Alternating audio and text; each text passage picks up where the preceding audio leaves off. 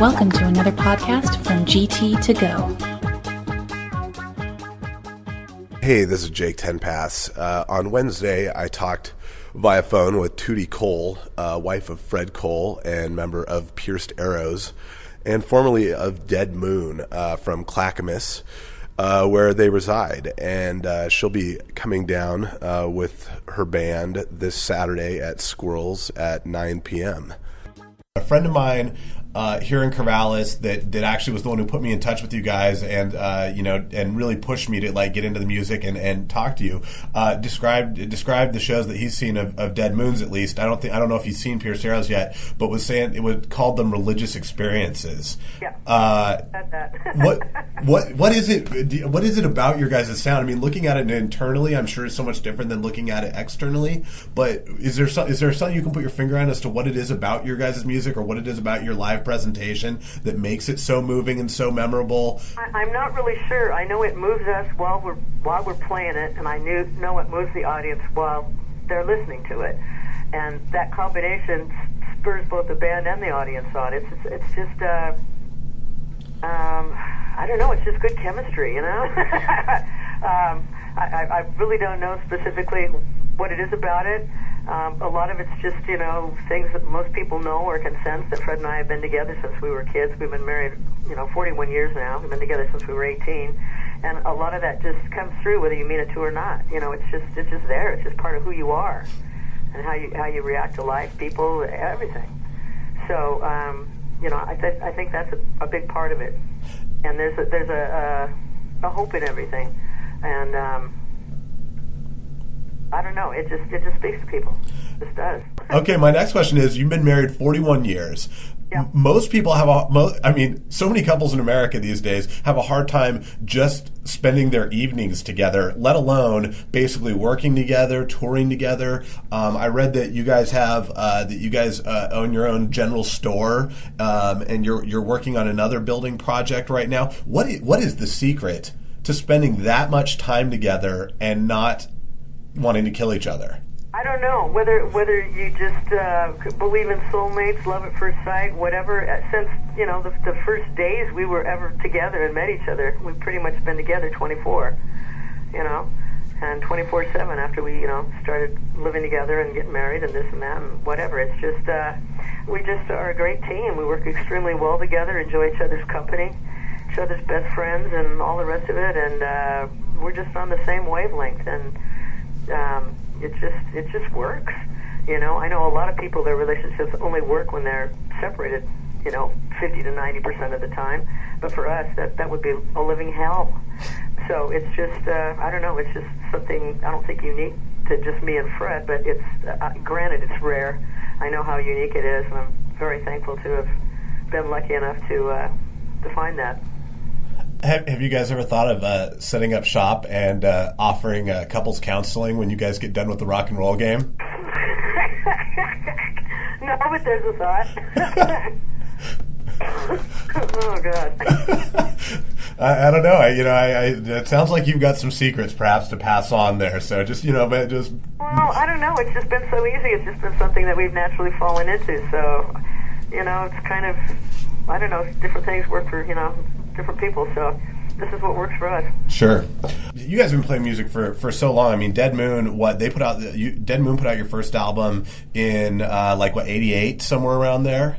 Yeah, and then I started playing close to 10 years before that in the Rats. I think we put out our first product in 78, if I remember right. Okay. Fred's been playing since he was about 15. In the last decade or so, there's been this sort of I get, a little bit of a revival of what, some people called it the bands, but it's been some styles that have been gone back to some earlier rock, whether it's bands like the Hives or whether it's bands like the White Stripes, all these other bands like that. As sort of longtime players of this music and people who've been really working at playing this music for a long time, how have you guys sort of viewed the resurgence and sort of marketing of this kind of music? And really, do you feel any kinship towards this music that kind of has gained the mainstream attention? Well, the coolest thing is that music, like everything else, cycles. and everything comes around, whether it's the blues, whether it's folk music, whether it's psychedelia, whether it's the 60s sound, whether it's the 70s sound, the 80s, a bunch of new wave bands have cropped up, whether it's everybody, revival of punk, hardcore punk, whatever, all of it just keeps coming around.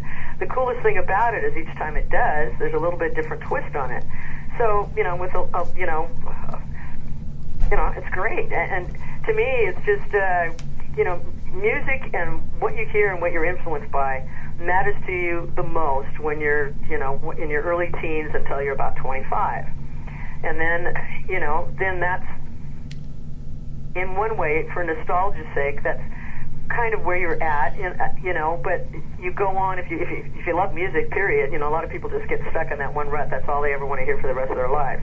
But anybody that really loves music, you love hearing somebody else's take on stuff, something new, something that's interesting, and the older you get, the longer you play music, the more jaded you get. It's like, oh, yeah, I've been there, done that, heard that before, heard it done better, whatever. But there's still always, some band or maybe only one song they've got or whatever that really piques your interest and goes, wow, that's awesome. That's great, that came out of this, and everything goes back to its roots and influences. It always will. Is there a band in particular that you found intriguing or interesting of sort of this latest generation of bands coming out playing this? Well, there's a lot of I haven't really. We pay very little attention to music, to be honest. We kind of are completely surrounded, by it, so we don't really seek out all that much. We really enjoy listening to all the bands that we play on the same bills with. I was very impressed with the Black Lips. The more I got to know their music and whatnot, I really, dug what they're up to. There's a lot of the bands that have made it to hell and gone. I've heard some of the stuff that the White Stripes do, and some of their stuff I like. Some of it, I don't know. There's nothing to be said in the lyrics and this and that. They do a lot of, interesting riffs and stuff like that. But to be honest, we're really not that up on what's new and this and that and all the rest of it. So I just kind of hear bits and pieces. But I'm happy as hell to see a lot of these bands get a shot at doing what's everybody's dream. Making it in music. Sure. Being able to do that for your living and just be who you are and actually get paid for it. It's cool. That's great. First of all, if somebody walks up to you, you're in some ridiculous hypothetical situation, and somebody comes up to you and says, "Oh, you're in a band. What kind of music do you play? Do you guys say garage rock? Or do you just say rock and roll? What is it? How do you define the kind of music you play, or do you even try to?" I just say we play original rock and roll, power trio. I go, it's a real mix of stuff, punks, ballads. There's a little bit of this and that. It's really hard. It's just as hard for us to cubbyhole it as it is if you ask anybody. Okay, well, what niche would you shove Dead Moon in, for example? Or it crosses a lot of boundaries. It's more versatile playing and writing style than any one thing. And at this point, I don't technically consider us a garage band, just because we still have some of that raw sound, but my God, we've been doing it long enough now to where, we've kind of got it down to where it's a bit more polished than that. When I think of, and this is, I guess, different connotations for different people, when I think of the term garage rock, I think of more of like a fuzzy, raw sound than, I know some people, when they think of garage band, they think of a band that just kind of sucks and is playing in their garage. For me, the term garage rock, conjures more of an image of the Electric Prunes and of 13th Floor Elevators and of these bands that were like kind of this, this moment in time sort of that I personally really, really very much like. But with all names, you get to a point where it stops meaning anything. I mean, for instance, punk rock doesn't seem to mean hardly anything anymore when some kids think that bands like Blink-182 are punk rock. Rock, yeah, exactly. I mean... My point exactly. Okay. I'm just like, okay, well, there you go. That answers that. At one point, those categories meant something, and you could go, oh, yeah, this, that, whatever, the other thing. But at this point, man, everything is so blended anymore. It's like, okay. The coolest thing about going on tour for Fred and I is that it's a stress-free vacation in a way. It's a lot of hard work. It's very grueling, but it's a completely different. You completely shift gears, and your whole focus is something completely different. you're out of town, you get far enough away, bam, doesn't matter what's going on with the businesses back home, you could give a shit. Right. But you're taking care of them, you'll deal with it when you get home. So it's